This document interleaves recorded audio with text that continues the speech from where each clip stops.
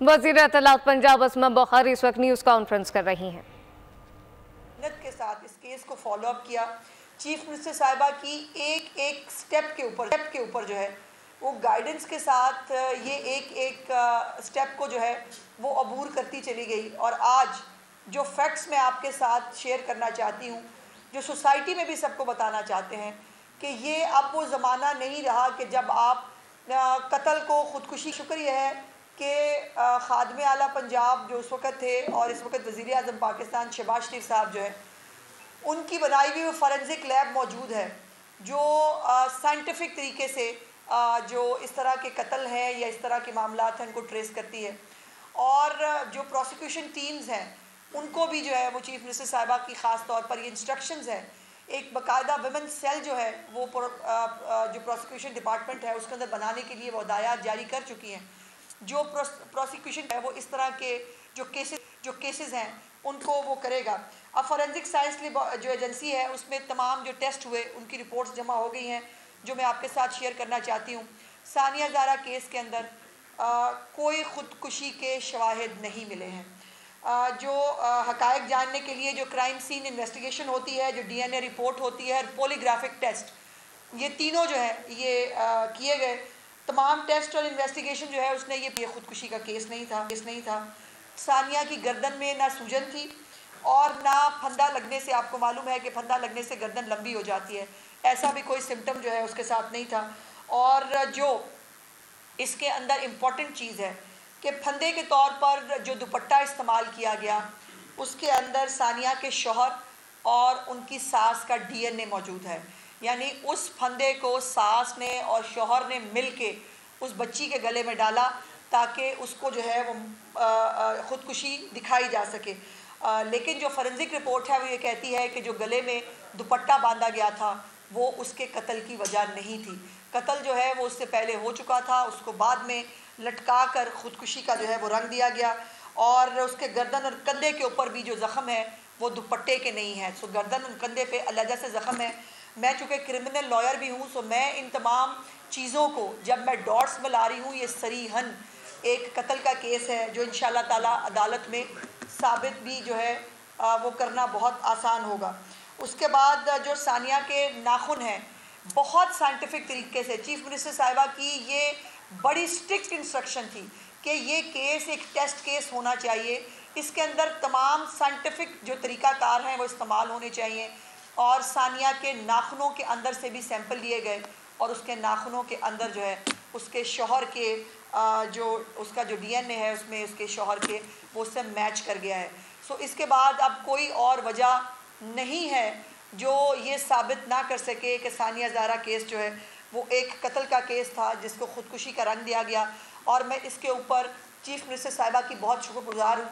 हम तमाम ख़वातीन जो पंजाब के अंदर बसती हैं, हमें ये जो सिक्योरिटी का तहफ़्फ़ुज़ का एहसास घरों के अंदर हो या घरों के बाहर हो, ये एक विजनरी और एक डायनामिक चीफ मिनिस्टर, एक उसकी एडमिनिस्ट्रेशन के थ्रू ही मुमकिन हो सकता है।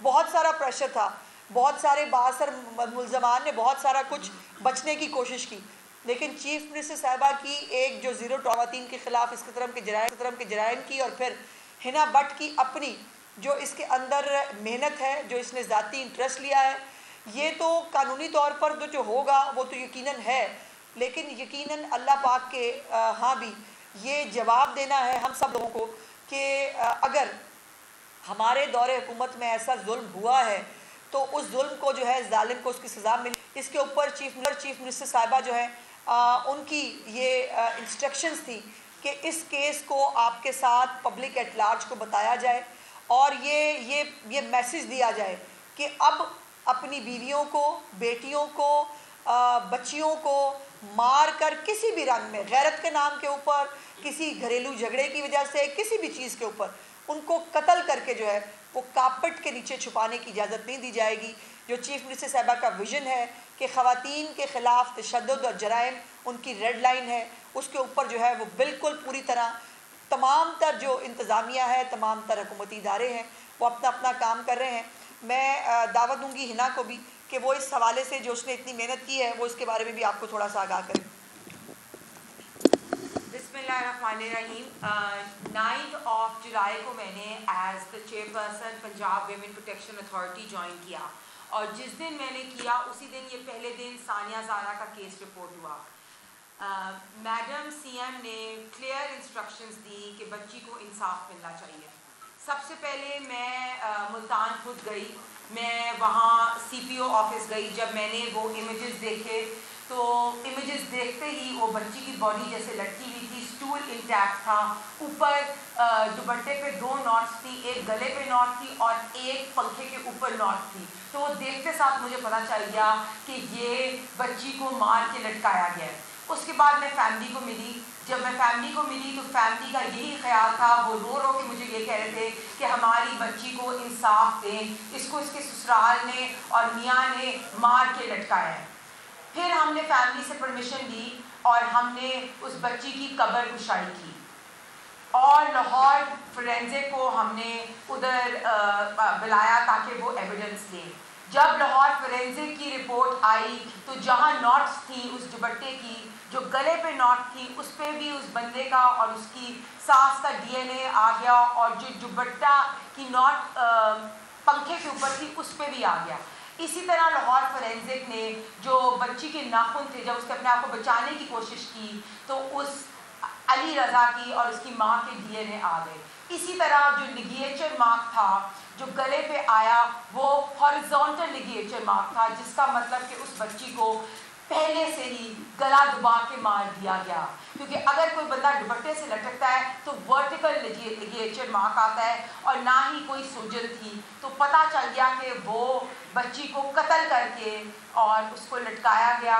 इसके बाद लाहौर फोरेंसिक ने पूरा क्राइम सीन रीलोकेट कराया और बड़ी मुश्किल हुई इन बंदों को इन बंदों को यहाँ बुला के दोबारा लाहौर में इनका डीएनए लेने के लिए। जिस तरह आपको पता है कि बहुत इन्फ्लुएंस करने की कोशिश की इस बंदे ने, ये कुछ दिन पुलिस की कस्टडी में भी रहे, फिर भी ये डीएनए देने के लिए तैयार नहीं थे।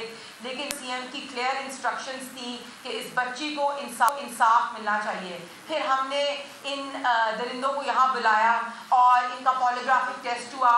इस लड़का अली रज़ा का पॉलीग्राफिक टेस्ट पॉजिटिव आया और उसकी माँ बच्ची की सास का भी पॉलीग्राफिक टेस्ट पॉजिटिव आया। इसी तरह उस नॉट पे इस अली रज़ा के डीएनए सैंपल्स मैच हो गए उस गिरा पे, जिस गिरा पे इसने बच्ची को मारा उसी तरह ऊपर वाली गिरा पे भी मैच हो गए।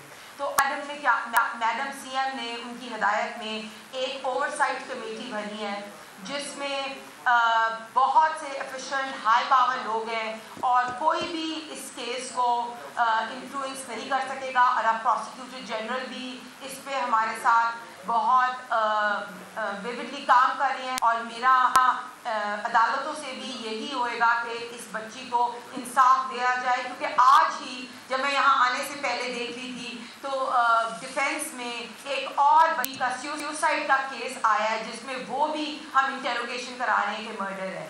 तो ये जो सानिया ज़ाहरा का केस है ये हम सब के लिए एक टेस्ट केस है। हम अपनी बच्चियों को इस तरह मर्डर करके उनको सुसाइड के रंग में देके इन दरिंदों को फरार नहीं करा सकते। शुक्रिया। अच्छा, एक तो वो मेरे सवाल है, आपसे सवाल है, एक मैडम आपसे सवाल है। ये बता दें कि बड़ी मेहनत की आपने, अभी साहिबा ने बताया, फिर आपने सारा केस बता दिया है, शायद कोई गुंजाइश रही नहीं है कि इसमें सज़ा और जज़ा का कोई पहलू बच सके। प्रोसिक्यूशन इतनी कमज़ोर है और प्रोसिक्यूशन को भी इसी तरह से फॉलो करेंगे या 9 मई के हवाले से जुडिशल कमीशन के आप हक में, या चूँकि जो उसने तो वापस कर दिया। आप करें, आप बात करें। प्रोसिक्यूशन बिल्कुल 100% ऑन बोर्ड है। हमने अपना एक प्रोसिक्यूटर लॉयर भी दिया है और मेक श्योर करेंगे। अभी फरहाद साहब स्पेशली ऑन बोर्ड है और प्रोसिक्यूशन के भी एक high level person is on the oversight committee और हम मेक श्योर करेंगे और ये मैडम की क्लियर इंस्ट्रक्शंस हैं कि जो मर्जी हो जाए हमने इंशाल्लाह सानिया ज़ारा को इंसाफ देना है और प्रोसिक्यूशन भी इसको एंड तक लेके जाएगी। देखिए, गुजारिश ये है कि 9 मई पे जुडिशल कमीशन जो है वो जिस सूबे में इनकी 11 साल से हुकूमत है, जहाँ पर लोग लैंड स्लाइडिंग से मर रहे हैं, लोगों के घर तबाह हो रहे हैं, बारिशों का नुकसानात जो हैं वो बताए नहीं जा सकते, पुल टूट टूट के गिर रहे हैं, लेकिन वहाँ के चीफ मिनिस्टर को जो है वो सिर्फ अपने आका को खुश करना है जो जेल में बैठा है। उस आका को खुश करने के लिए जो है वो उन्होंने जुडिशल कमीशन आप मतलब 1 साल बाद 1.25 साल बाद उनको याद आ गया कि मुझे जुडिशल कमीशन बनवाना है, और उसके बारे में भी पेशावर हाई कोर्ट ने बाकायदा उनको ये ला दिया है कि ये रूल्स की खिलाफ वर्जी है। और मुझे नहीं समझ आती कौन सी जुडिशल कमीशन की ज़रूरत है। क्या हसान न्याजी जो है वो इमरान खान का भांजा नहीं है? क्या यास्मीन राशिद जो है वो बलवा कराने के लिए लोगों को साथ लेके नहीं गई थी? क्या एजाज चौधरी साहब जो है वो अपने बेटे को नहीं बता रहे थे वो किस तरह कोर कमांडर हाउस तोड़ के आए हैं? क्या शहरयार अफरीदी जो है उसने नहीं कहा कि हमने GHQ जाना है? क्या जो वो शादाना है वो नहीं कहती नहीं कि पाकिस्तान जो है वो इमरान खान है तो पाकिस्तान है? और ये कोई इत्तफाक था कि सब लोग जो है हर शहर के अंदर वो डायरेक्टली एक ही जगह पर गए, और वो जगह थी जहाँ फौजी तनसीबात थी, ये वही जगह थी जहाँ पर जो है कैंट्स थे, ये वही जगह थी जहाँ पर जो है वो हसास इदारों के दफातर थे, और ये तमाम दफातर को एक पूरी प्लानिंग के तहत जो है वो जलाया गया, वहाँ फसाद किया गया। और मुझे समझ नहीं आ रही कि अब इमरान खान मुकरेगा कैसे। वो कह चुका है कि मुझे गिरफ्तार किया था तो लोगों ने वहीं जाना था, अब वो कैसे कह रहा है कि हमारे लोग नहीं हैं? इनको शायद डिमेनेशिया है, इनको शायद समझ नहीं आती, सुबह कुछ और कह देते हैं, शाम को कुछ और कह देते हैं। हमें याद रहता है इमरान खान ऑन रिकॉर्ड मौजूद है कि हमारे लोग हैं, और वो मुझे अरेस्ट किया था तो उन्होंने कैंटी जाना था, वो कहाँ जाते? और ये भी जुमला कि मुझे दोबारा अरेस्ट किया तो दोबारा भी यही होगा, वो तो दोबारा अगली की भी धमकी दे चुका है। किस चीज़ का जुडिशल जो है वो कमीशन बनाना है? इनको अदालतों के कंधे इस्तेमाल करने हैं। ये अदालती हथौड़े के ज़रिए जो है वो पाकिस्तान के आइन और कानून को जो है वो तबाह बर्बाद करके अपने लिए रिलीफ लेना चाहते हैं। ऐसा होगा नहीं, ऐसे नहीं हो सकता। अब मुझे हैरत यह है कि वो गई थी मुख्तलिफ इनके डेलीगेशंस जो हैं वो कभी अमेरिका में जाकर पाकिस्तान के ख़िलाफ़ बोल रहे हैं, कभी यूके में जाके, आप देख रहे हैं यूके में क्या हो रहा है। यूके में ये सब नहीं हुआ, कोई फ़ौजी तनसीबात की तरफ किसी ने आंखें उठा के नहीं देखा। उसके बावजूद रीट्वीट्स करने के ऊपर भी वज़ीर आज़म जो है उनका यूके के, उन्होंने कहा रीट्वीट करने के ऊपर भी सज़ा देंगे। उन्होंने समरी ट्रायल्स के ज़रिए 48 आवर्स में 2-2 साल से लेकर 10-10, 20-20 साल की सज़ाएँ दे दी हैं। वो घरों के दरवाजे तोड़ के अंदर घुस रहे हैं और जाकर वहाँ से जो है इन्वेस्टिगेंट्स को बाहर लेके आ रहे हैं। इस तरह से रिट ऑफ गवर्नमेंट जो है वो साबित होती है। और यहाँ पर जो है वो कहते हैं कि जी उन्होंने जो मर्जी आग लगाई, उन्होंने PTV को आग लगा दी, उन्होंने रेडियो स्टेशन जला दिए, उन्होंने एम्बुलेंसेस जला दी, उन्होंने जो है वो टोल प्लाजा जला दिए, उन्होंने तमाम तनसीबात जला दी, फ़ौजी मुजस्मे गिरा दिए, लेकिन आप उनको माफ़ कर दें। और हमें ये माफ़ी का दर्स कौन देते हैं? वो लोग जो अपने मुल्कों के अंदर जो है अगर कैपिटल हिल पे हमला हो तो वो कुछ और रूल्स हैं, यूके के अंदर रॉयट्स हों तो कुछ और रूल्स हैं, और हमारे लिए जो है वो ईमानदारी जो है वो हमें बताई और दिखाई जाती है। लेकिन ये मुमकिन नहीं है, जुडिशल किसी कमीशन की ज़रूरत नहीं है। जो वहाँ पर जो हुआ वो बाकायदा हर एक याददाश्तों में भी महफूज है, और कैमरे की आँख ने भी, पूरी दुनिया ने वो सरेआम देखा है। और ये प्लानिंग के साथ हुआ था। 9 मई एक दिन में नहीं हुआ था। 9 मई के पीछे इमरान खान की 1 साल की 70 जलसे, 2 लॉन्ग मार्च, और उसके साथ साथ जो है वो मुख्तलिफ और छोटे और बड़े जो है वो प्रोग्राम थे, और साथ में जहरीली तकरीरें थी जिसके अंदर ये गालियां दिया करता था, जिसके अंदर लोगों को उकसाया करता था। और 9 मई वाले दिन अगर आप याद करें, इनके तमाम लीडर्स ने यक ज़बान होकर कहा इमरान खान की जान को ख़तरा है, उसको मार देंगे। वो कस्टडी में मारने के लिए लिया है, उसके ऊपर तशद्दुद किया, बाहर निकलेंगे। और ये सब लोगों को इश्तियाल दिलवा कर उनको ये जो है वो प्रोवोकेट करके इन सब को बाहर निकाला गया, और फिर ये जो सब कुछ हुआ वो पाकिस्तान ने देखा। मैडम ये बताइएगा कि आपके पुराने इत्तेहादी मौलाना फजल रहमान जी कहते हैं कि हुकूमत किसी की है और चला कोई हो रहा है, जबकि जमात इस्लामी ने एक धरना किया था कल, उनके अमीर उन्होंने ऐलान किया कि अगर हुकूमत अपनी बातों पर कायम ना हुई तो फिर हम पूरे मुल्क का पहिया जाम कर देंगे। क्या कहेंगे? देखिए, पहिया जाम करने के लिए जितने बंदे चाहिए उतने तो उनको वोट नहीं मिले हुए, पहली बात। दूसरी बात यह है कि वो धरना अमीर जो हैं वो चूँकि कराची से धरना देते थे, अमीर बन गए हैं, तो उनको लगता है कि शायद पाकिस्तान के सारे मसाइल का हल धरना है, तो वो धरना उनकी मर्ज़ी है जी, वो दे लें। लेकिन जहाँ तक मौलाना साहब की बात है, देखिए मौलाना साहब हमारे बुज़ुर्ग हैं, मैं उनकी जो है वो किसी बात पे कोई हार्श कमेंट तो नहीं करना चाहती, लेकिन ये अब मतलब पुराना हो गया ये बयान, और ये चीज़ हुकूमत किसी की है, फ़लानी किसी की है। जिसकी हुकूमत है वही दिख रहे हैं और वही काम कर रहे हैं। ऐसे वाक़यात तो पहले भी गैरत के नाम पे होते रहे हैं और अभी भी हो रहे हैं। हुकूमत क्या इक़दाम करने जा रही है कि जो अनपढ़ तबका है ज़्यादातर उनमें ये चीज़ें तो इक़दाम है जो मैंने आपको दिखाए। कभी आपने इस तरह से किसी एक केस के ऊपर किसी की इतनी सीरियसनेस देखी है, उनकी इंतज़ामिया की उनके इदारों को इतना प्रोएक्टिवली काम करते हुए देखा है, फिर साइंटिफिक तरीके से जो है वो इस केस को पूरी तौर पर हल करके नाकाबिले तरदीद शवाहिद को सामने लाकर मुल्ज़िम को जो है वो कैफ़रे किरदार तक पहुँचाने की कोशिश की है। हमारे होता यह है, अनफॉर्चुनेटली एक वाक़या होता है, उस पर 1-2 दिन टिकर्स चलेंगे, 1 आधे दिन बुलेटिन में आएगा, उसके बाद बात ख़त्म हो जाएगी। लेकिन इस केस को पहले दिन से ना चीफ मिनिस्टर ने दफन होने दिया और ना हिना ने जो है वो उसको किसी भी तरह जो है वो अंडर द कारपेट जाने दिया। और इंशाल्लाह हर एक केस को ऐसे ही एग्जाम्पल बनाएंगे। ख़वातीन देखिए, अल्लाह पाक ने एक बहुत क्लियर ये दिया है, मौका होता है कि अगर आपका किसी खातून से गुजारा नहीं हो रहा, आपका कोई इख्तलाफ है, आप उसको तलाक दे दें, तलाक दे के आप उसको भेज दें। किसी को उसकी जान लेना, उसको इस तरह से मार देना गैरत के नाम पे या किसी भी नाम पे, ये ना मजहबी तौर पर काबिल कबूल है, ना माशरती तौर पर काबिल कबूल है और ना इखलाकी तौर पर काबिल कबूल है। और इसको कतई तौर पर tolerate chief minister Maryam Nawaz Sharif साहिबा की एडमिनिस्ट्रेशन में नहीं किया जाएगा। मैडम, इसमें कोई शक नहीं कि बहुत सारे केसेस ऐसे होते हैं जो मर्द के बिहेवियर की वजह से होते हैं, लेकिन क्या आप नहीं समझती कि गुर्बत जो है इसकी मेन कॉज है? सानिया गुर्बत की वजह से सानिया का कत्ल वो अच्छी खासी फैमिली से है। सो ये भी ना भाई मैं नहीं समझती कि इसके बाद कोई इशू रह गया है कि इस तरह के वाक़यात सिर्फ गुर्बत की वजह से होते हैं, ऐसा नहीं है, ये साइकोलॉजी है। इसमें छोटी सी बात मैं ऐड करूं कि जो सानिया थी उसकी अपनी 200 दुकानें थी और वो प्लाजा उसके बाप का था और ये लड़का रोज़ उसको कहता था, 2 साल से उस पर डोमेस्टिक वायलेंस भी कर रहा था और उसको कहता था कि प्रॉपर्टी मेरे नाम पे कर दो।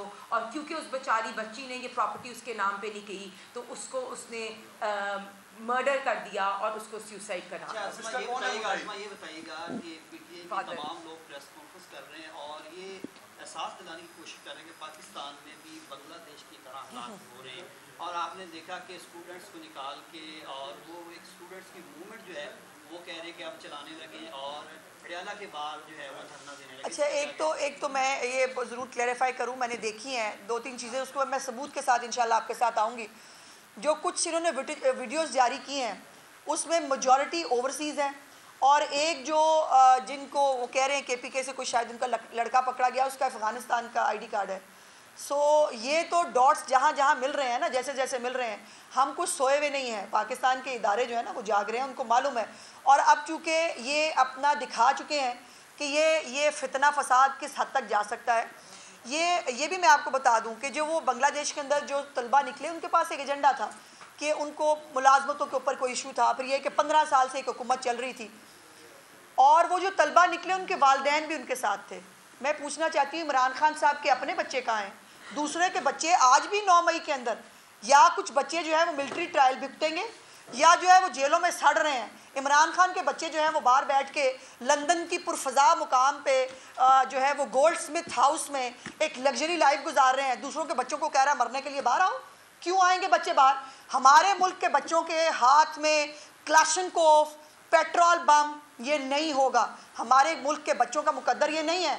इसके बच्चे जो है वो बड़े बड़े जो है वो इंस्टीट्यूशंस में पढ़े, हमारे बच्चे जो है वो इंस्टीट्यूशन से निकलें और हाथ में पेट्रोल बम पकड़ लें और जाकर जो है वो लोगों वो तंसीबात को आग लगा दें। ये नहीं होगा। ये इमरान खान साहब की खाम ख्याली है। इनका पहले प्लान था कि हमें पाकिस्तान को तुर्की बनाना है। बड़ा शौक आया था इमरान खान को तुर्की बनाने का, वो नहीं बना सके। जब वो कहा कि वो लेटना पड़ता है अपने टैंकों के आगे, तो सारे जो है वो घरों में बीमार हो गए थे। उसके बाद इनका प्रोग्राम बना कि पाकिस्तान को श्रीलंका बनाना है और पाकिस्तान को डिफ़ॉल्ट कराना है, जिसके ऊपर IMF को खत भी लिखे, तमाम तर साजिशें की। जब वो भी नहीं हो सका, अब ये बांग्लादेश जो है वो प्लान लेके आ गए हैं। और वैसे इनका मैं क्या ही कहूँ, कल तक जो है वो अपने ट्विटर अकाउंट से जो है वो डिलीट करने के बाद, हमारे पास तो मौजूद ही है ना, कल तक शेख मुजीब जो है वो इनका हीरो था, उसको ग्लैमराइज कर रहे थे। जब से उसके मुजस्मे नीचे उतरे हैं तब से इमरान खान को अपने मुजस्मे शायद उसकी शक्ल में नीचे गिरते हुए नजर आ रहे हैं। मैडम ये बताइएगा कि एक नैरेटिव आ रहा है कि पाकिस्तान की झंडे के साथ पीटीआई का झंडा लगाने, बिल्कुल नहीं, नो, गलत है ये। और ये फिर एक फसाद क्रिएट करने की कोशिश है। इंडिपेंडेंस डे एक कौम का होता है और कौम का एक ही झंडा होता है जो पाकिस्तान का झंडा है, और पाकिस्तान के झंडे के अलावा किसी इंडिपेंडेंस डे के ऊपर और थोड़े दिन है भाई सियासत करने के लिए, और थोड़े दिन है आपका जो है वो ये फसाद क्रिएट करने के लिए। खुदा का वास्ता है, मुझे समझ नहीं आती, जिस चीज़ पे कौम खुश होगी इनको तकलीफ होती है। जो पाकिस्तान की कौम इंडिपेंडेंस डे मनाएगी उस पर इनको प्रॉब्लम है। ये पाकिस्तान की जान छोड़ क्यों नहीं देते, ये कौम की खुशी के साथ खुश क्यों नहीं होती। अरशद नदीम आया है, उसके ऊपर हर चीज़ पे एतराज़ है, उसकी जो है वो हुकूमत ने जो उसकी सपोर्ट क्यों की थी, कैसे नहीं की थी, हम फलाने ने कान में क्या कह दिया। मतलब साइकोज हो चुके हैं, इनके पास और कोई काम नहीं है करने के लिए। इंडिपेंडेंस डे पे 14 अगस्त को इंशाल्लाह ताला पूरे पाकिस्तान में, बल्कि पाकिस्तान से बाहर भी जहाँ पाकिस्तानी रहते हैं, एक झंडा, पाकिस्तान का झंडा जो है वही हर जगह हर एक के हाथ में होगा। उनको पहले तो उनको तमीज़ और तहजीब सिखानी चाहिए कि नेशनल डे है, ये पॉलिटिकल डे नहीं है, और खुदा के वास्ते नेशनल डे को नेशनल डे रहने दो। Thank you very much ji.